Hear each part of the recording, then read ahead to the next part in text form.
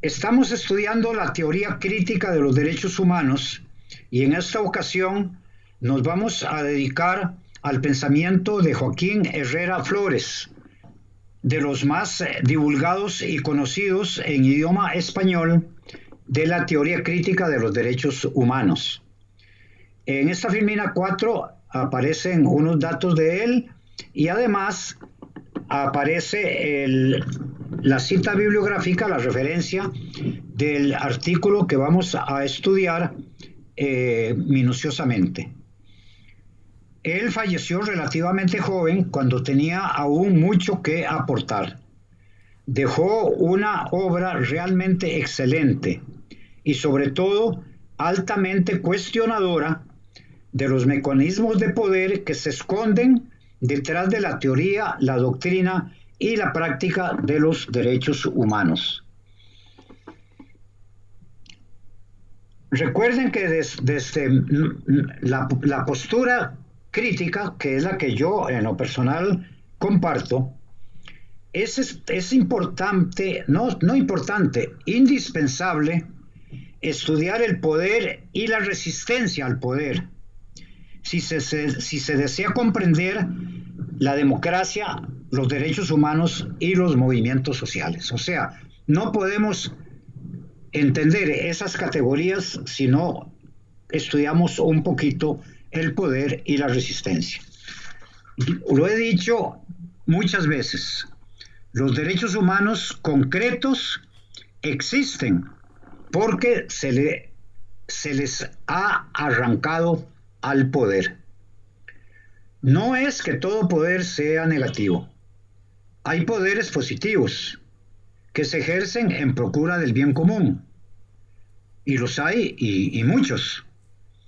Pero aún en este tipo de poderes positivos que buscan sinceramente el bien común, es necesario luchar para que se puedan ampliar el abanico de los derechos humanos.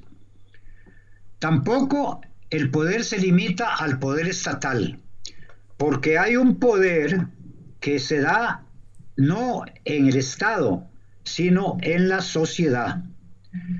Ese poder de la sociedad, el autor eminente italiano del siglo pasado, Antonio Gramsci, lo denominó hegemonía. Y en este pensamiento de Joaquín Herrera Flores se estudia tanto la influencia del poder estatal en la concepción de los derechos humanos como la influencia del poder no estatal, el poder en la sociedad, que Gramsci denomina hegemónico. Y en el texto que vamos a estudiar, nuestro autor analiza la definición de derechos humanos contenida en la Declaración Universal de los Derechos Humanos para mostrar de qué manera se presentan en ella los hilos de ambos poderes, el estatal y el hegemónico. A alguien puede parecerle estéril este ejercicio, le puede parecer aburrido, pero por lo dicho, si no se comprende esa dinámica del poder, poco se puede comprender de los derechos humanos. Voy a comenzar con algo más bien mío, me separo un poquito de Joaquín Herrera Flores, porque en esa misma tesis que vengo desarrollando, he incluido en la filmina 5 un trozo de un voto de la Sala Constitucional de nuestra República, de Costa Rica, que dice que el derecho humano es, cito, todo derecho formalmente reconocido como inherente a la persona humana. Y además, cito otro, en la filmina siguiente voy a citar otro trozo de otra sentencia. Estas dos sentencias las he tomado de un trabajo que me presentó en el curso pasado el estudiante Marcelo Echavarría, y le agradezco, puesto que me está sirviendo y me va a servir mucho para mis trabajos de exploración de lo que son los derechos humanos.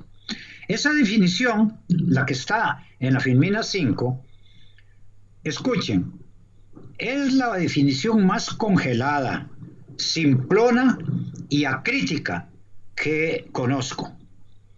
Los poderosos de todos los tiempos se han valido de este tipo de definiciones para afianzar el poder. Se limita a una de las dimensiones de los derechos humanos, la norma. Desde la perspectiva crítica, sostenemos que hay derechos humanos no reconocidos por la norma. Entonces, limitar los derechos humanos a aquellos que están en la norma, en la ley, lo que hace es mutilar la concepción integral de derechos humanos y sobre todo cuando se les concibe como categoría. Y a eso me refiero en la Filmina 6, cuando cito otro voto de la Sala Constitucional de unos años posteriores a la de la primera cita, también voto proporcionado por el estudiante Marcelo Echavarría. En esta definición de la imagen 6, llaman la atención dos cosas. En primer lugar, el uso del concepto derechos fundamentales. Y ahí mismo se dice que los derechos fundamentales son, valga la redundancia de la sala, dos fundamentados en la intrínseca dignidad del ser humano. Entonces, ¿cuál sería la diferencia entre derechos humanos y derechos fundamentales? Hasta donde entiendo, en el lenguaje jurídico, son derechos fundamentales los derechos incorporados a la Constitución o a las normas de rango constitucional, como son los tratados y convenios internacionales. Hasta ahí todo bien. Derechos fundamentales son los que están consagrados en una norma de rango constitucional. Pero el problema viene con ese otro voto citado en esta Filmina, donde la misma sala insiste en la afirmación de que para quedar irrevocablemente, estoy citando comillas, irrevocablemente implementado a la categoría de derecho humano, debe ser, comillas, formalmente reconocido. O sea, nuevamente la idea de que el derecho humano es solo lo que está en la norma. El que sea así es aceptable estrictamente cuando debe aplicarse una norma en un proceso, porque la sentencia no puede ir más allá de la norma. Pero esa posición es omisa, mutiladora y congelante cuando se le aplica a los derechos humanos como categoría, que es lo que dice ese voto. Desde el derecho no es posible acotar de esa manera una categoría, porque las categorías no son estrictamente jurídicas. Hay que recordar que una categoría ha de reflejar la dinámica de la vida social. Luego pasamos a la Filmina 7 y volvemos al pensamiento de Herrera Flores, y ahí citamos de él la diferencia entre lo que la Declaración Universal de los Derechos Humanos dice que es el derecho humano, o sea, lo que es y lo que significa.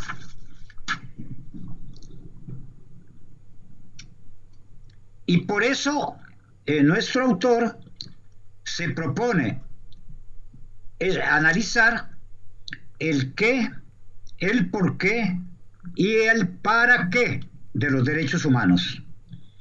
El gran problema que señala Herrera Flores es que la Declaración Universal de los Derechos Humanos contiene principios abstractos y no ahonda en el significado de esos principios abstractos. O sea, no es lo mismo enunciar un principio que internarse en el significado de ese principio.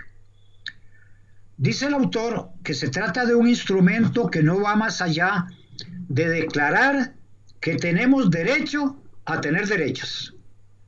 Se reduce a una declaración formal, sobre todo en el ámbito de los derechos económicos y sociales, y también en los culturales a veces. En párrafos siguientes se aclaran esas posturas de Herrera Flores. En la imagen 8 insertamos un comentario de Joaquín Herrera Flores al preámbulo de la Declaración Universal de los Derechos Humanos. En ella, el autor señala una incoherencia interna de este párrafo con el que sigue, que ya es los primeros dos artículos, porque en el preámbulo se señala lo que es y el siguiente se señala lo que significa, pero no son coherentes entre sí. Entonces pasamos a la imagen 9, en la cual se transcriben precisamente los artículos 1 y 2 de la Declaración Universal de los Derechos Humanos. Y comento, porque no voy a leer eso, puesto que ya lo tienen en la filmina. Comento que de esas tres citas anteriores de la Declaración Universal de los Derechos Humanos se manifiesta la posición, la postura, la doctrina dominante,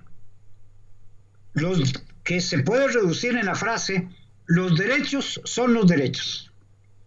Eso quiere decir que los derechos humanos se satisfarían si todos tenemos derechos.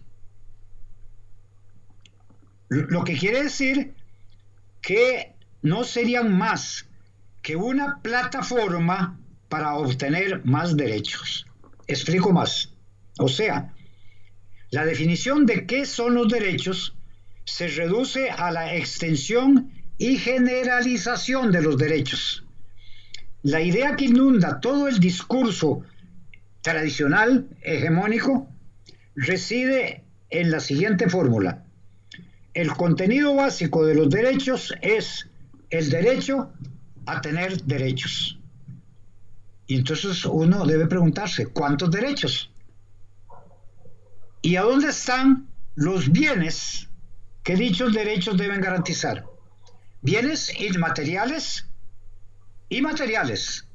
Inmateriales como el derecho a la expresión, o materiales como la comida, tan simple como eso. Estamos ante una lógica bastante simplista, que sin embargo tiene consecuencias muy importantes, puesto que conduce a una concepción a priori de los derechos humanos. Si estamos atentos, esta lógica hace pensar que todas y todos tenemos derechos, aún antes de tener las capacidades y las condiciones adecuadas para poder ejercerlos. Explico más esto en palabras de Herrera Flores más despaciosamente.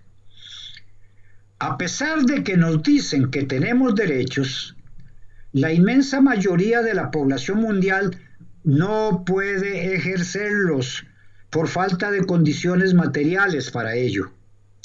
Nosotros queremos salir de ese círculo vicioso, nosotros, los de la teoría crítica, en que nos encierra el aparente simplismo de la teoría tradicional y hegemónica, la cual comienza hablándonos de los derechos y termina hablándonos de los derechos.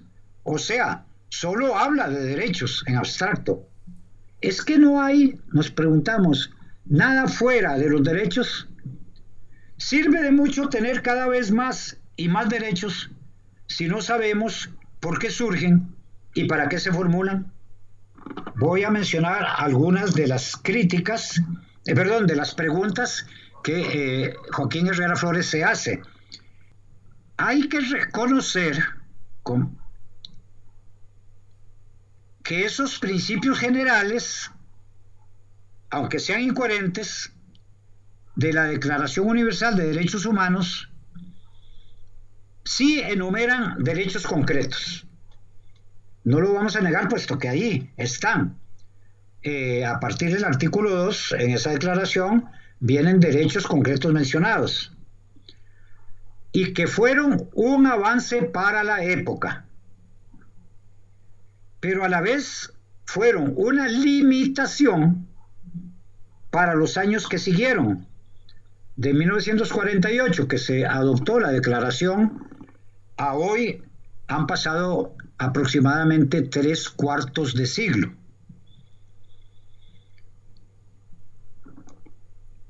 ¿Y por qué se ha avanzado en los derechos humanos?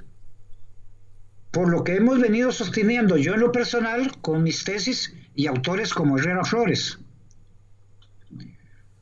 Porque gracias a las luchas de los movimientos sociales y las transformaciones culturales que tuvieron lugar fuera del ámbito normativo. Recuerden mi tesis mía personal de los derechos humanos como campo de batalla. Sin esas luchas, los derechos humanos se hubieran congelado en las concepciones de 1948. Hay algo todavía más serio. La globalización, que no es perversa en sí misma, según mi opinión, ha traído como consecuencia un control muy intenso y generalizado de la vida social por parte de las grandes compañías transnacionales, que son un engendro nuevo y peligroso de la tendencia capitalista a la concentración de la riqueza. Son monstruos leviatánicos, incontrolables e incontrolables, que están por encima de los estados y tienen más poder real que ellos y ejercen una influencia irrefrenable en la designación de las autoridades políticas de estados nacionales y organismos intergubernamentales. Quienes leyeron mi contribución, el capítulo primero del libro Democracia en Costa Rica, recién publicado por la UNED, saben que yo no soy un anticapitalista ciego y acrítico, porque ahí más bien le concedo a la primera época del capitalismo su contenido democrático. Sin embargo, como ha evolucionado en su tendencia normal del capitalismo hacia la acumulación y a la concentración, se van estableciendo esos que llamo monstruos irrefrenables, que son las compañías transnacionales, y que hace que sea imposible imaginar algún dirigente crítico de ellas, alguien que las cuestione a la cabeza de los estados o a la cabeza de organismos intergubernamentales como el Fondo Monetario Internacional, el Banco Mundial, la Secretaría General de la ONU, la Secretaría General de la OEA o los altos cargos de la Unión Europea. Veamos ejemplos.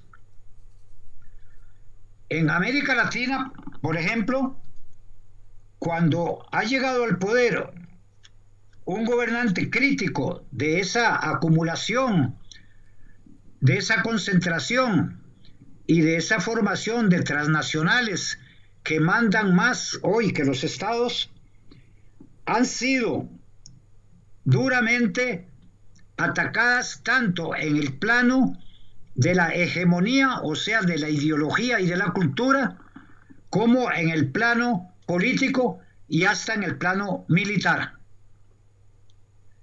Véanse los casos, por ejemplo, de los gobiernos brasileños de Lula y de Dilma, que fueron gobiernos críticos de las transnacionales sin llegar a ser revolucionarios en el sentido de que querían echar por la borda el régimen capitalista.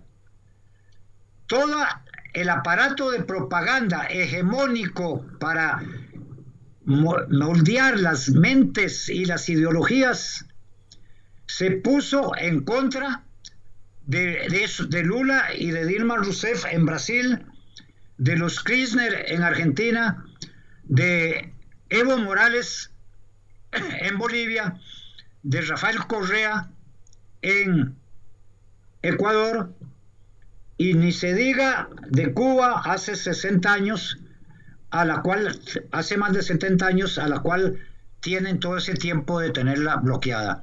Posiblemente algunos de ustedes van a decir, pero ¿cómo? Si esos son regímenes dictatoriales, etcétera. Eso es parte del trabajo ideológico de la hegemonía.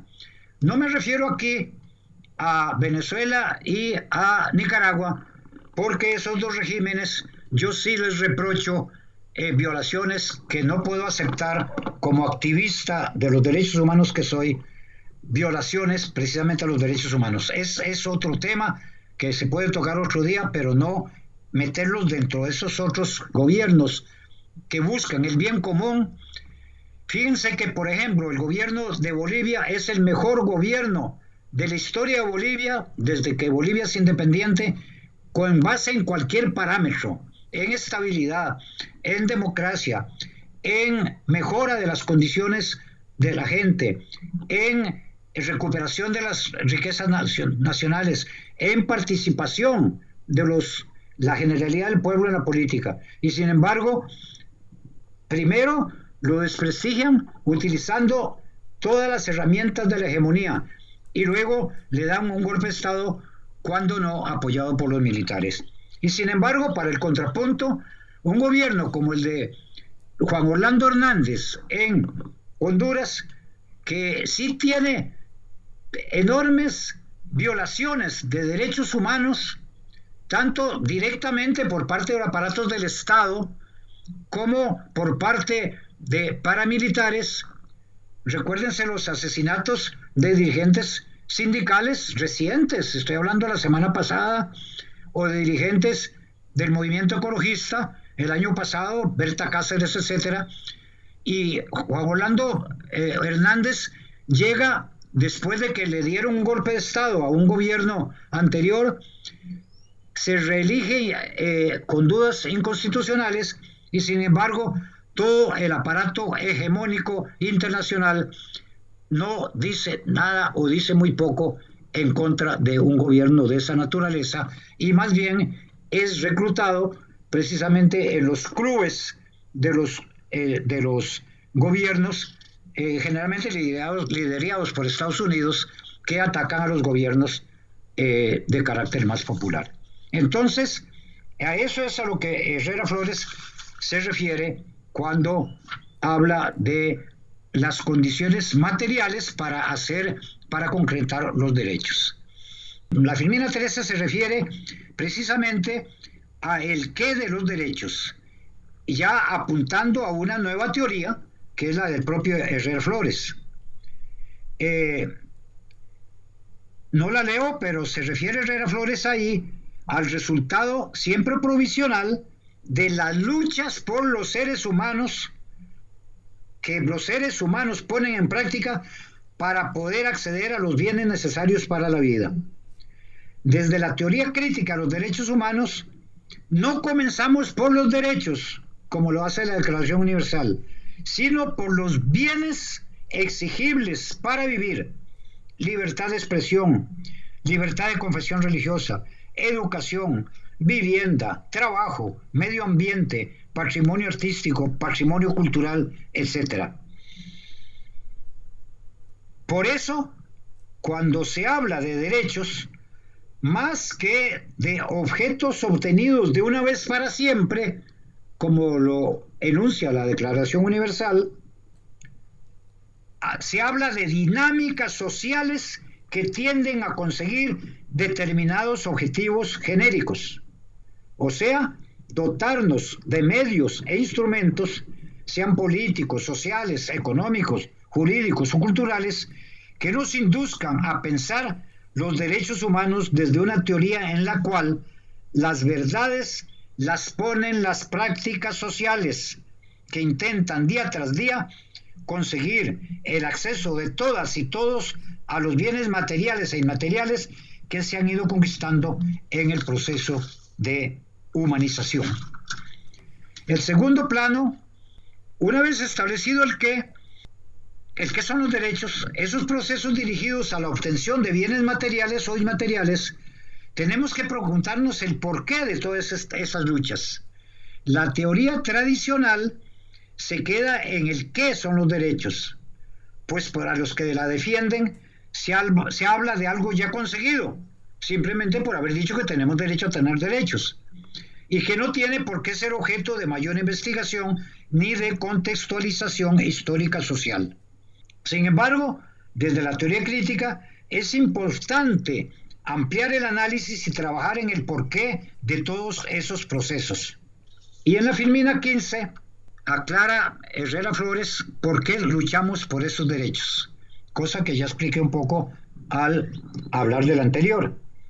En la Filmina 16 se refiere Herrera Flores al tercer plano, que es el para qué de los derechos. De ese modo, como lo dice ahí en esa cita, los derechos humanos serían los resultados siempre provisionales de las luchas sociales por la dignidad, entendiendo por la dignidad no el simple acceso a los bienes, sino que dicho acceso sea justo y se generalice por igual a todas y a todos los que conforman la idea abstracta de humanidad. Hablar de dignidad humana no implica hacerlo de un concepto ideal o abstracto. La dignidad es un fin material, un objetivo que se concreta en dicho acceso igualitario y generalizado a los bienes que hacen que la vida sea digna de ser vivida. Recuerden que la base de los derechos humanos es la dignidad, de la cual carece casi la mitad de la humanidad. En la Filmina 17, Herrera Flores comienza a entrar en su propuesta, porque él tiene una propuesta, no solo teórica doctrinaria, sino una propuesta también para modificar la Declaración Universal. Él reconoce en ese texto que la lucha jurídica es muy importante, no le negamos importancia a la lucha jurídica. Con lo que queremos acabar, dice, es con las pretensiones intelectuales que se presentan como neutrales con respecto a las condiciones reales en las que vive la gente. Lo que ocurre es que se está imponiendo una sola forma de entender y llevar a la práctica, que es la forma y la práctica dominantes, hegemónicas, que se va eternizando a pesar de que los hechos las contradigan una y otra vez, y que pretende ser neutral. Herrera Flores dice que si existe un fenómeno que se resiste a la supuesta neutralidad científica, es el de los derechos humanos. La ciencia no es neutral, menos la ciencia social, menos la ciencia del derecho, y mucho menos la ciencia que estudia los derechos humanos. Para una teoría como la crítica, que se compromete a reflexionar intelectualmente y proponer dinámicas sociales de lucha contra los procesos hegemónicos de división del quehacer humano, los cuales dividen al mundo entre los que tienen el fácil acceso a los bienes y los que de un modo u otro ven dificultado tal fin, es muy importante para la teoría crítica enfatizar en los derechos humanos como producto de las luchas de la sociedad por ello. Y en la Filmina 18, Herrera Flores propone las bases para una teoría crítica de los derechos humanos.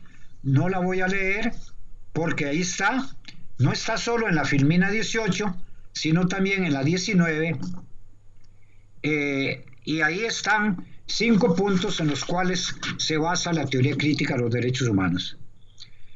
Pero, como dije, Herrera Flores no solo se detiene en la crítica, sino que tiene una propuesta, nada menos que cambiar la redacción del preámbulo y los primeros artículos de la Declaración Universal de los Derechos Humanos. En las Filminas 21, 22 y 23 propone una redacción del preámbulo y de los artículos primero y segundo. No lo leo, es largo, no hay mucho tiempo, pero ahí quedan en las Filminas para que la puedan leer. De todas maneras, está la referencia del artículo en la cita que hice al principio, con el fin de que el que quiera leerlo más detalladamente lo haga. Y entonces, de esta manera, llegamos a la conclusión, que esa, sí, voy a leer la Filmina 24. En los derechos humanos, dice Herrera Flores, se da una confluencia estrecha entre elementos ideológicos que se presentan como universales y culturales que tienen que ver con los entornos de relaciones particulares donde la gente vive. O sea, la Declaración Universal de Derechos Humanos constituye un hito importantísimo en la lucha por el proceso de humanización de la humanidad. Muchos méritos. Sin embargo, no podemos ocultar que son fundamentos ideológicos y filosóficos, es decir, culturales, y que son puramente occidentales.